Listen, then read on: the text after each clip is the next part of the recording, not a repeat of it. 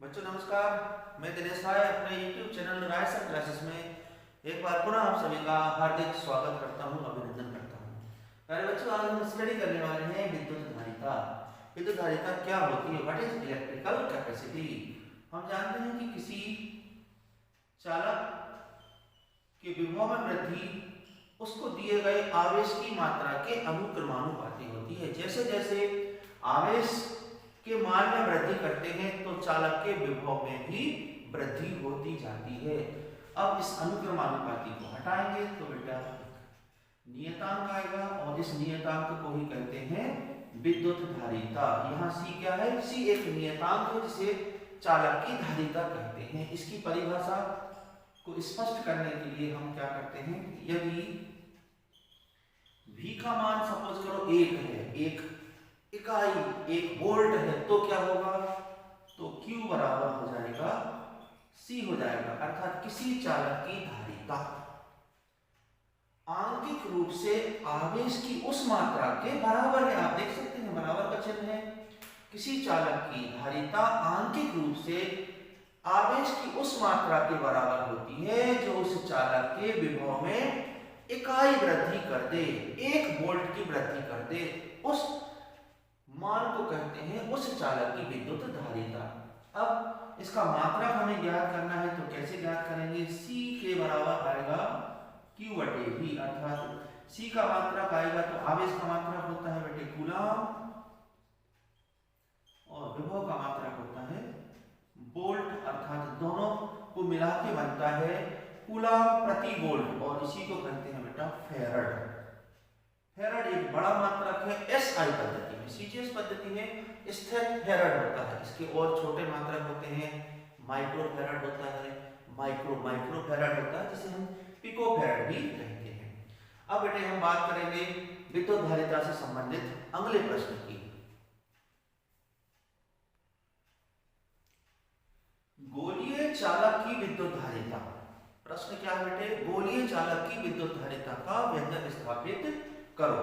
तो माना कि O केंद्र तथा कैपिटल R त्रिज्या का कोई गोलीय चालक है। O केंद्र तथा कैपिटल R त्रिज्या का कोई गोलीय चालक है जिसे प्लस Q आवेश दिया गया है। आवेश समान रूप से पृष्ठ पर वितरित हो जाएगा। विद्युत बल रेखाएं पृष्ठ के बाहर लंबवत बाहर की तरफ निकलेंगी। सभी पॉसिबल डायरेक्शंस में विद्युत बल रेखाएं पृष्ठ के लंबवत बाहर की तरफ निकलेंगी और इन बल रेखाओं को पीछे की तरफ हम लाते हैं तो केंद्र से आती प्रतीत होती हैं। पूरी बात फिर से सुनिएगा। विद्युत बल रेखाएं पृष्ठ के लंबवत बाहर की तरफ जाएंगी। इन विद्युत बल रेखाओं की दिशा बदलने पर, पीछे की तरफ लाने पर हमें ये बल रेखाएं केंद्र से आती प्रतीत होगी। यद्यपि संपूर्ण आवेश इसके पृष्ठ पर स्थित है, किंतु हम ऐसा मान सकते हैं कि आवेश पृष्ठ पर ना होकर केंद्र पर स्थित है, क्योंकि विद्युत बल रेखाएं पीछे की तरफ लाने पर केंद्र से आती प्रतीत होती हैं। अब ऐसा क्यों माने, उसके पीछे क्या कंडीशंस हैं, तो इसके लिए हम समझते बेटे कि Q बराबर क्या होता है? C भी होता है। हमें C का मान निकालना है तो C बराबर आएगा Q बटे V और C का मान ज्ञात करना है। इसके लिए हमें आवश्यकता होगी विभव की। आवेश हमने इसे प्रदान किया है, आवेश को ज्ञात करने की आवश्यकता नहीं है। जैसे ही विभव का मान ज्ञात हो जाएगा, इस सूत्र में हम मान रख देंगे तो हमारा प्रश्न का आंसर मिल जाएगा। लेकिन प्रॉब्लम क्या बन रही है यहाँ पर कि विभव कैसे ज्ञात करना है? तो चूंकि हम जानते हैं कि बिंदु आवेश के कारण विभव इतना होता है 1/4 पाई एप्सिलॉन नॉट K Q/R, यह होता है विभव का मान। अब यह विभव होता है बिंदु आवेश के कारण। बिंदु आवेश के कारण किसी दूरी पर विभव, अर्थात आवेशित कण से कुछ ना कुछ दूरी हमें लेना पड़ेगी और उसी दूरी पर हम विभव कैलकुलेट करते हैं। अब अगर पृष्ठ की बात करें तो आवेश पृष्ठ पर है, फिर इसी बिंदु से इसी बिंदु की दूरी हम ज्ञात नहीं कर पाएंगे। इसके लिए इमेजिनेट करते हैं कि बल रेखाएं पीछे की तरफ बढ़ाते हैं तो केंद्र से आती प्रतीत होती है, अतः केंद्र से इतनी दूरी पर हम विभव ज्ञात करेंगे, क्योंकि आवेश भी विभव, आवेश की जो आवेश का वितरण है वो भी कहां पर है, पृष्ठ पर है, इसलिए केंद्र से इतनी दूरी पर। अब ये दूरी कितनी होगी बेटा, त्रिज्या कितनी है, कैपिटल आर, तो यहाँ स्मॉल आर का रिप्लेसमेंट हो जाएगा कैपिटल आर हो जाएगा, और यह मान हम रख देंगे समीकरण 1 में, तो फिर हमें गोलीय चालक की धारिता का सूत्र प्राप्त हो जाएगा। समीकरण 1 में मान रख दीजिए, तो C बराबर हो जाएगा Q बटे Q डिवाइडेड बाई V का मान रख दीजिए 1/4 पाई epsilon naught K and Q by R, Q से Q कैंसिल हो जाएगा, और इसको आगे सॉल्व करेंगे। आपको मैथ्स अच्छी तरह से आना चाहिए। 4 pi epsilon naught K into R, और पीछे इसका मात्रक लगा देंगे फैराड। इस तरह से ये हो जाएगी गोलीय चालक की धारिता का फार्मूला, सूत्र हो जाएगा। वायु और निर्वात में K का मान आप 1 रख दीजिए, तो फिर 4 pi epsilon not into R आ जाएगा। सभी नियतांकों को हटाओगे, रिमूव करोगे, तो देन ये रिलेशन बनेगा, मतलब जैसे जैसे त्रिज्या में वृद्धि करेंगे चालक की धारिता में वृद्धि होती जाएगी। अब बेटे हम नए क्वेश्चन की बात करते हैं। बच्चों हम बात करते हैं एक बहुत ही महत्वपूर्ण प्रश्न की, संधारित्र अर्थात capacitor. What is capacitor, capacitor क्या है, और आगे हम बात करेंगे समांतर प्लेट संधारित्र की धारिता का फार्मूला। तो पहले हम बात करते हैं कि कैपेसिटर होता क्या है। देखो बेटे कैपेसिटर क्या होता है, सपोज करिए माना कि यह एक चालक है, चालक ए है, इसे प्लस Q आवेश दिया गया है, आवेश समान रूप से वितरित हो जाएगा। अब इसके निकट दूसरा चालक है, चालक बी है, अनावेशित चालक है, विद्युत प्रेरण की क्रिया होगी तो निकटवर्ती तल पर विपरीत आवेश प्रेरित हो जाएगा, और जो इसका दूरवर्ती भाग है उस पर समान आवेश यानी कि धन आवेश प्रेरित हो जाएगा। और हम जानते हैं कि जो ऋण आवेश होता है वह विभव को कम करने का प्रयास करता है। धारिता का बेसिक फार्मूला C = QI/V होता है, अर्थात अगर धारिता के मान में वृद्धि करना चाहते हैं, हम चाहते हैं कि धारिता के मान में वृद्धि हो जाए, तो इसके लिए बेटे V के मान में क्या करना पड़ेगी, कमी करना पड़ेगी। अगर विभव का मान कम हो जाता है तो धारिता के मान में वृद्धि हो जाएगी। तो चालक A इसके पास प्लस Q आवेश है, और दूसरा चालक है जिसके पास कोई आवेश नहीं है, अनावेशित चालक है। जब हम इसको निकट लाते हैं तो विद्युत प्रेरण की क्रिया से निकटवर्ती भाग पर विपरीत आवेश प्रेरित हो जाएगा, दूरवर्ती भाग पर समान आवेश अथवा धनावेश प्रेरित हो जाएगा। अब ऋण आवेश का क्या काम है, ऋण आवेश विभव को कम करने का प्रयास करेगा, जबकि धन आवेश विभव को बढ़ाने का प्रयास करेगा।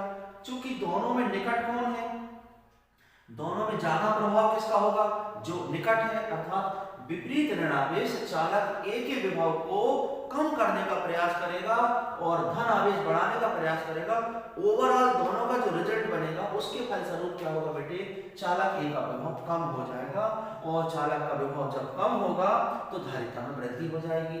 अब हम चाहते हैं कि धन आवेश अगर पूरी तरह से समाप्त हो जाए, क्योंकि हम चाहते हैं कि विभव के मान में कमी हो, जबकि धन आवेश तो विभव को बढ़ाने का प्रयास करेगा।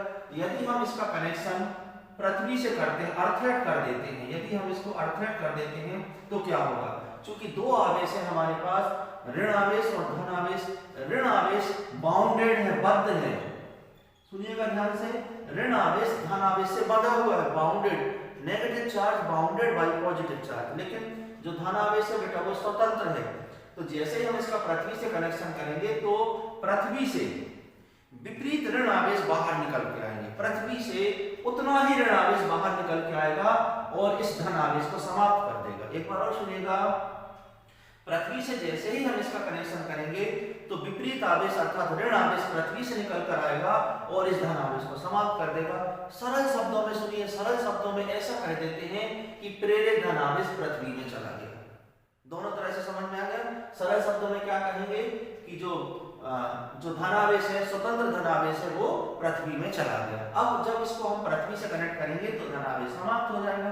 अब क्या बचेगा, सिर्फ ऋण आवेश बचेगा, और यह ऋण आवेश विभव को और ज्यादा कम कर देगा, पहले भी कम कर रहा था अब और ज्यादा कम कर देगा, देयरफॉर धारिता पहले से और अधिक बढ़ जाएगी। और अब हम यदि दोनों के बीच में कोई परावैद्युत माध्यम रख देते हैं, क्योंकि अभी अभी मैंने आपको बताया था कि C का फार्मूला निकल के आया था 4 pi epsilon naught K into R, इसमें से निकल के आता C is proportional to K, अर्थात परावैद्युत माध्यम की उपस्थिति में धारिता का मान अधिक होगा, प्रोपोर्शनल है, डायरेक्टली प्रोपोर्शनल है। इस प्रकार से दोनों प्लेटों के बीच में कोई परावैद्युत माध्यम रख देंगे तो फिर धारिता का मान और अधिक हो जाएगा। अर्थात संधारित्र क्या है? किसी चालक के आकार में, उसके क्षेत्रफल में बिना कोई वृद्धि करे, बिना कोई वृद्धि किए यदि हम धारिता को बढ़ा सकते हैं तो ऐसे उपाय को, ऐसी डिवाइस को, ऐसी युक्ति को कहते हैं संधारित्र। संधारित्र क्या है एक बार और सुनिए। संधारित्र वह युक्ति है जिसमें चालक के आकार में, उसके आयतन में, उसके क्षेत्रफल में बिना कोई वृद्धि करके, बिना कोई वृद्धि किए यदि हम धारिता में वृद्धि कर सके तो ऐसी डिवाइस को कहते हैं बेटा संधारित्र कहते हैं। अब संधारित्र कितने प्रकार का होता है? संधारित्र के लिए जरूरी है कि दो प्लेटें हों। यदि दोनों ही प्लेटें एक दूसरे के समांतर हैं तो फिर हम उसको कहते हैं समांतर प्लेट संधारित्र। यदि दोनों ही प्लेटें गोलाकार हैं तो फिर उसे हम कहते हैं गोलीय संधारित्र।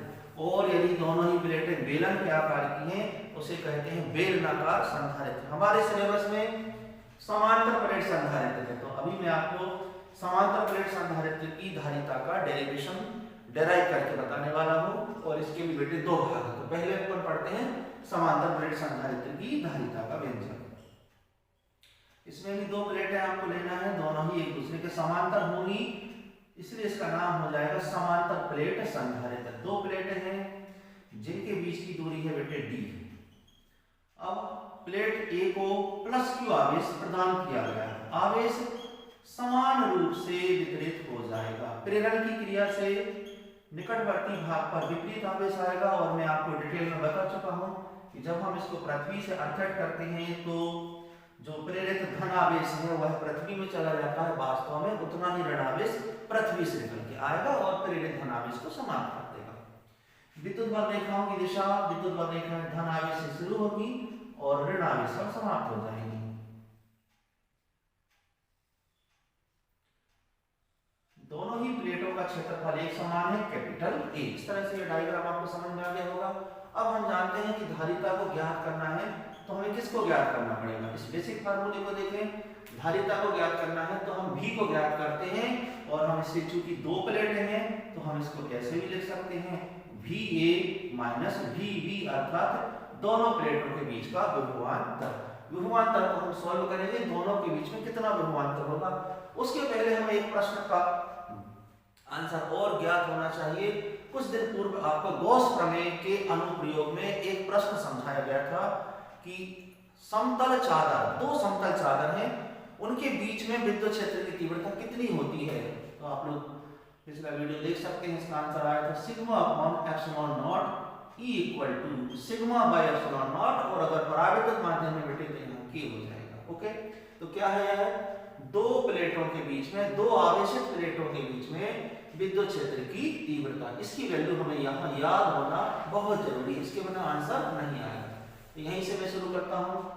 दोनों प्लेटों के बीच में विद्युत क्षेत्र की तीव्रता सिग्मा बाई एप्सिलॉन नॉट के, this is equation number first. अब दोनों प्लेटों के बीच में विभवांतर कैलकुलेट करते हैं। दोनों प्लेटों के बीच में विभवांतर अर्थात VA माइनस VB। अब इसकी परिभाषा क्या बनेगी? एकांक धनावेश को प्लेट B से A तक लाने में किया गया कार्य। एकांक धन आवेश को, एकांक धन आवेश को B से A तक लाने में किया गया कार्य। अब यहां पर हमारे काम का शब्द है बेटा कार्य, और हम जानते हैं कार्य बराबर होता है बल इंटू विस्थापन। कार्य बराबर क्या होता है? बल इंटू विस्थापन। अब बल का मतलब हो जाएगा F, विस्थापन कितना है, बी से ए तक का विस्थापन डी है, क्योंकि दोनों प्लेटों के बीच की दूरी डी है। हम किसके बराबर चल रहे हैं, V A minus V B. अब थोड़ा सा रफ वर्क सॉल्व करते हैं, because we know that F equal to Q naught E, F equal to Q naught E. दूसरा महत्वपूर्ण शब्द है एकांक धनावेश। एक महत्वपूर्ण शब्द है कार्य और दूसरा महत्वपूर्ण शब्द है एकांक धनावेश। एकांक धनावेश के लिए Q0 का मान कितना हो जाएगा, Q नॉट की वैल्यू हो जाएगी बेटा 1 हो जाएगी। सो दैट पुट करो तो F इक्वल टू हो जाएगा E, मींस F के रिप्लेस में हम E लिख सकते हैं, E into D, VA minus VB equal to E into D। अब E की वैल्यू पुट करें फ्रॉम इक्वेशन फर्स्ट से, समीकरण 1 से E का मान रख दीजिए, तो VA माइनस VB बराबर E का मान हो जाएगा sigma by epsilon naught K into D। Equation number second, विभव या विभवांतर का मान हमें ज्ञात हो गया। अब अपना मेन उद्देश्य क्या है इस प्रश्न को हल करने में, समांतर प्लेट संधारित्र की धारिता, धारिता हमें ज्ञात करना है।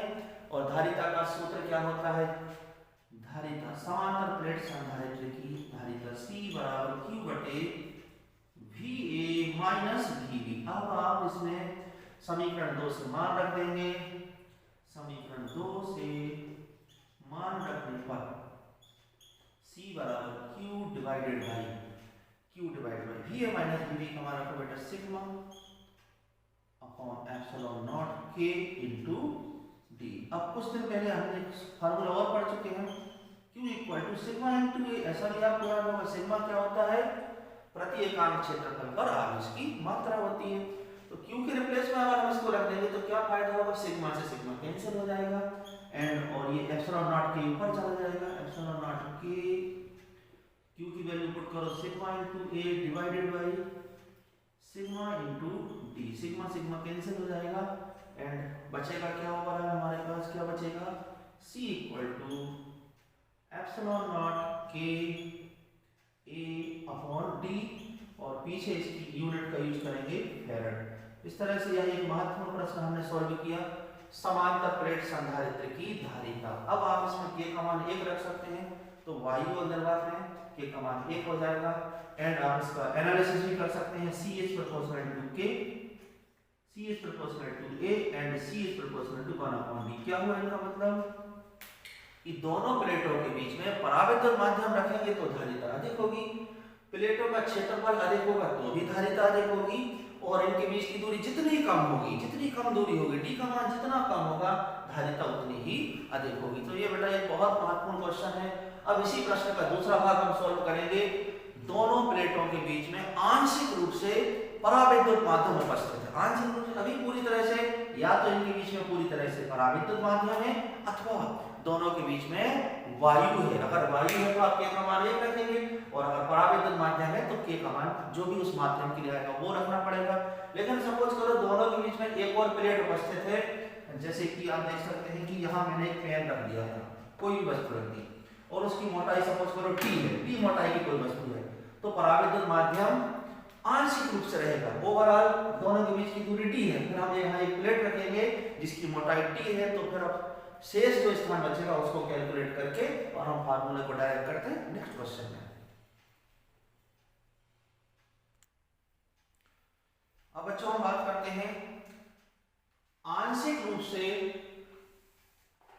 रूप से पराविद्युत माध्यम की उपस्थिति में समांतर प्लेट संधारित्र की धारिता।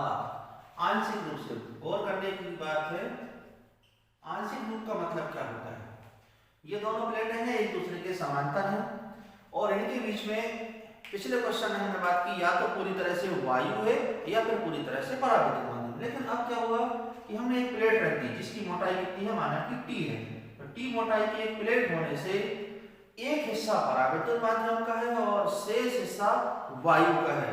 तो वायु का शेष हिस्सा कितना बचना चाहिए, वायु में विस्थापन होगा D माइनस T होगा, बिकॉज इतनी मोटाई T है और ओवरऑल दूरी कितनी है D होती है, तो शेष हिस्सा जो विस्थापन होगा वायु के लिए वो कितना निकल के आएगा D माइनस T। और अब हमें इसकी धारिता का सूत्र स्थापित करना है। उसके पहले थोड़ी सी और तैयारी करते हैं कि दोनों प्लेटों के बीच में विद्युत क्षेत्र की तीव्रता, तो वायु की उपस्थिति में सिग्मा बाई एप्सिलॉन नॉट होगी, लेकिन पराविद्युत है तो आपको मालूम है, मैंने अभी पिछले क्वेश्चन बताया था कि यहाँ के का मान आएगा। अब इसकी धारिता को सॉल्व करते हैं तो पहले विभवांतर ज्ञात करेंगे, और विभवांतर भी हमने सॉल्व करके देखा कि VA माइनस VB, इसका आंसर आया था बेटा E इंटू डी आया था, याद करो आप लोग, मैंने इसको पूरा सॉल्व किया था।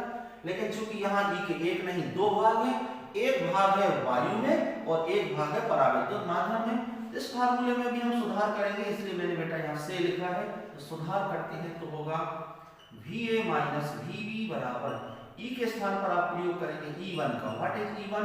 विद्युत क्षेत्र की तीव्रता, लेकिन कब? वायु की उपस्थिति में, और D का मतलब है विस्थापन, तो वायु की उपस्थिति में विस्थापन कितना है? वायु की उपस्थिति में विस्थापन है D माइनस T का। तो आप यहाँ पर क्या लिखेंगे बेटा? D माइनस T और प्लस शेष हिस्सा किसका है? पराविद्युत माध्यम का है, तो पराविद्युत माध्यम में तीव्रता E के स्थान पर आ जाएगा E2 और विस्थापन कितना है वहां पर T है। तो नॉर्मल फार्मूला है VA minus VB equal to E into D। E के दो भाग हो जाते हैं, एक वायु में E1 और एक हो जाता है पराविद्युत माध्यम में। अब हम क्या करेंगे? E1 और E2 के मान पुट कर देंगे इसमें। E1 और E2 के वैल्यू पुट करेंगे। E1 की value sigma by epsilon naught, और बचा क्या? D minus T plus E2 की वैल्यू पुट करेंगे बेटा sigma by epsilon naught K into T। अब इसमें मैथमेटिक्स यूज करेंगे, आप कॉमन ले लीजिए। क्या कॉमन है? Sigma by epsilon not common ले लिया, दोनों में से sigma by epsilon not common ले लिया। अब क्या बचा? ब्रैकेट लगाएंगे, D माइनस T बचा यहाँ से, और इधर आप देखेंगे तो बच रहा है T अपॉन K। ओके, अब थोड़ी सी सावधानी से, खासतौर पर जो बायो के विद्यार्थी उनको ज्यादा ध्यान देना है यहाँ से, क्योंकि मैथ्स वाले बच्चों की मैथ्स स्ट्रॉन्ग होती है। बायो वाले विद्यार्थी ध्यान देंगे, यहाँ से आपको T के साथ में बेटा माइनस भी कॉमन लेना है। तो जब हम माइनस कॉमन लेंगे तो क्या होगा? माइनस कॉमन लेंगे तो sigma by epsilon naught D as it is, जैसा लिखा था वैसा। यहाँ से कॉमन लेना है माइनस T, और जब हम कॉमन लेंगे तो ब्रैकेट आएगा, यहाँ पर बचेगा T प्लस का, और एक्चुअल में हमने माइनस कॉमन लिया है तो बेटा यहाँ पर भी माइनस हो जाएगा, और T कॉमन लिया है सॉरी, तो यहाँ बचेगा 1। T कॉमन लिया है तो 1 बचेगा, 1 बाई K हो जाएगा। इस तरह से ये हमने कैलकुलेट कर लिया विभवांतर VA minus VB। This is equation number 3। ये हो जाएगा इक्वेशन फर्स्ट और ये हो जाएगा इक्वेशन नंबर 2। अब अपना ओवरऑल टारगेट क्या है? समांतर प्लेट संधारित्र की धारिता आंशिक रूप से पराविद्युत माध्यम की उपस्थिति में। तो अब हम धारिता का फार्मूला लेके इसको सॉल्व करते हैं। धारिता का फार्मूला, धारिता C equal to Q upon VA minus VB। VA minus VB की वैल्यू यहाँ से ले लें, समीकरण 3 से ले लें तो C बराबर, और हम चाहें तो Q की वैल्यू एक साथ दो काम कर सकते हैं। Q का मान क्या रख सकते हैं? आप बगल में लिखते हैं कि we know that Q equal to sigma into A। तो मैंने Q का मान भी रख दिया, साथ में VA माइनस VB का मान रख दीजिए, sigma by epsilon not and remaining is D minus T, bracket में 1 माइनस 1 बाई K। और अब सॉल्व करेंगे इसको तो सिग्मा से सिग्मा कैंसिल हो जाएगा, एप्सिलॉन नॉट रेसिप्रोकल लेंगे तो ऊपर चला जाएगा, epsilon not A and divided by D minus T 1 minus 1 upon K। पीछे आप फैराड का यूज करेंगे, farad is the unit of capacity. तो ये बेटा फाइनल आंसर हो जाएगा, आंशिक रूप से पराविद्युत माध्यम की उपस्थिति में समांतर प्लेट संधारित्र की धारिता। तो इस तरह से आज हमने बहुत महत्वपूर्ण प्रश्नों पर बात की। एग्जाम के बेसिस पर ये बहुत महत्वपूर्ण क्वेश्चन है, अच्छी तरह से इसको आप तैयार करें, और कोई भी प्रॉब्लम आने पर आप मुझसे कांटेक्ट कर सकते हैं, कमेंट्स लिख सकते हैं, व्हाट्सएप नंबर पर भी आप मुझसे बात कर सकते हैं। जय हिंद, जय भारत।